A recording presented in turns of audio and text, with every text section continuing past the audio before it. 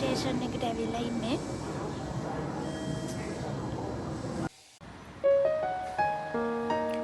දසයිපු station එකෙන් බැලලා පයි විනාඩි 2කින් වගේ අපිට දසයිපු තෙන්මංගුවලට යන්න පුළුවන්.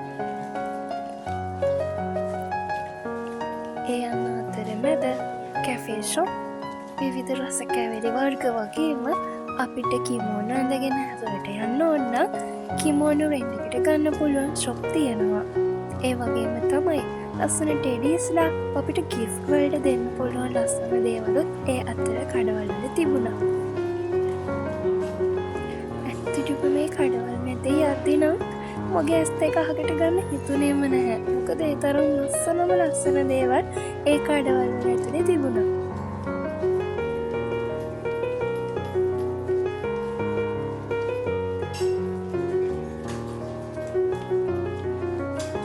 ගොඩක් වැස්සක් වුණත් ගොඩක් කට්ටිය ඇවිල්ලා හිටියා. අපි අතරට යන්න කලින් අපි අත හොදගෙන කටටත් වතුර චුට්ටක් අරගෙන කටත් පිරිසිදු කරගෙන තමයි ඇතුළට යන්න ඕනේ.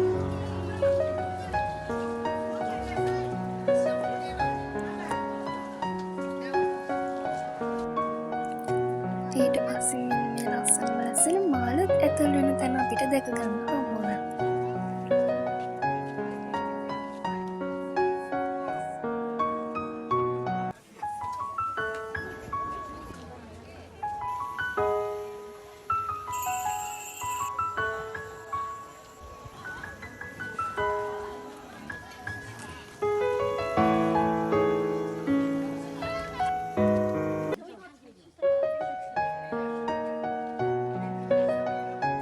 දවසම ඉන්න පුළුවන් තරමටම නිස්කලංක පරිසරයක් වුණා.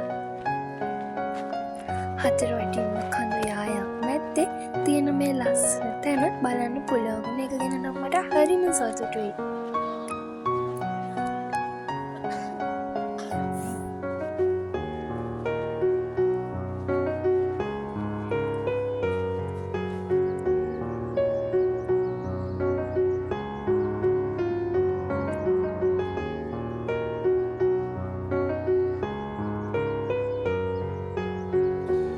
මෙතන තියෙන මේ හරක් පිළිමය අපි අතින් පිළිමැද්දාම සෞභාග්‍ය උදා වෙනවා කියලා අපිට එතනින් දැනගන්න හම්බුණා. අද දවස මෙහෙමයි අවසන් වුණේ.